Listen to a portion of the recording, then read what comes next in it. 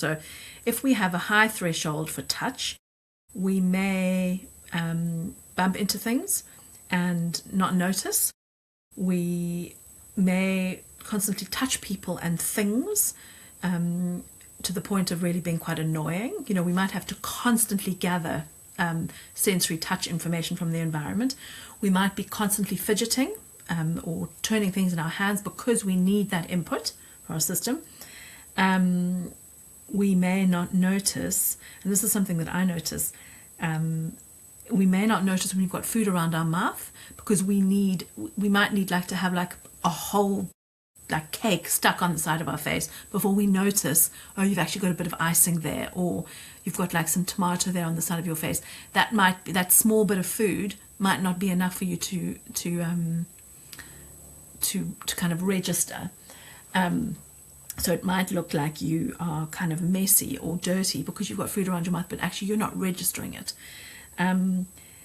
It might look like, and this is something that I've really noticed, I've got one daughter who, when she eats cucumbers, like some specifically cucumbers, she like shoves in so much, and it's related to both proprioception and touch. So she needs proprioceptive input in her mouth to really, quite a lot, to really feel that it's there.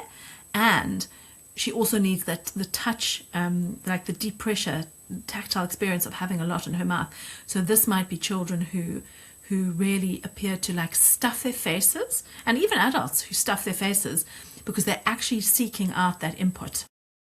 And it's really, really such useful information because I'm always, what do I say to her? I'm saying, because it also makes one of my daughters vomit because she overstuffs and she might not chew enough. And this is massively improved also with primitive reflex work, but and with age. But you know, if you're overstuffing your mouth, then you're more likely to choke essentially.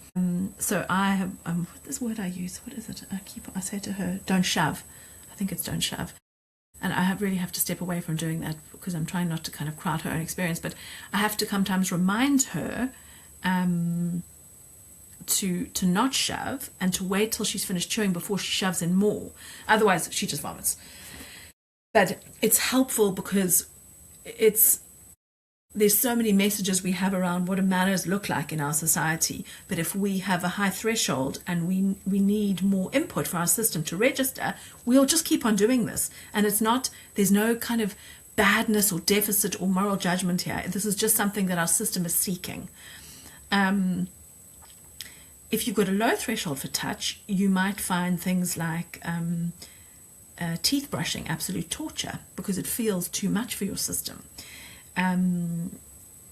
You might be really bothered by clothing, so seams, labels, socks which are not soft enough. You know, even when you buy socks often, if they're nice soft cotton socks, they're easy to put on initially and you can kind of smooth them onto your feet, and then as soon as they get washed, they change consistency and they might get a lot harder and they shrink a bit. So then they may be much harder to put on, and they may be registered in the system as really kind of unpleasant. People who have low thresholds may want very smooth clothes, so like bamboo clothing with no seams, lycra with no seams, nothing that kind of jars on the system. They might want to only wear certain clothing and certain textures, and that's dependent from, you know, like some people might really like fleece. And the story that okay, let me just tell you the rest of some of the other things about low thresholds. Someone with a low touch threshold may move away when other people get too close. I know some people where they stand so close to you, like, what are you doing? Like, why are you so much in my space? And they may have such a high threshold that they need to be really close to actually kind of feel like they're connecting. And so that's obviously not a helpful match. If someone has got a low threshold, they will need to move away. And someone with a low threshold for touch doesn't want unexpected or touch that they don't know is coming. So, for example, in giving context about I'm going to give you a hug or would you like a hug is helpful for someone who is low threshold for touch, because then it's not, then they can anticipate it, and that gives telling about context always gives our nervous system a sign of safety. But I think that the focusing on the impact of trauma on our sensory systems is just a really essential part of this work.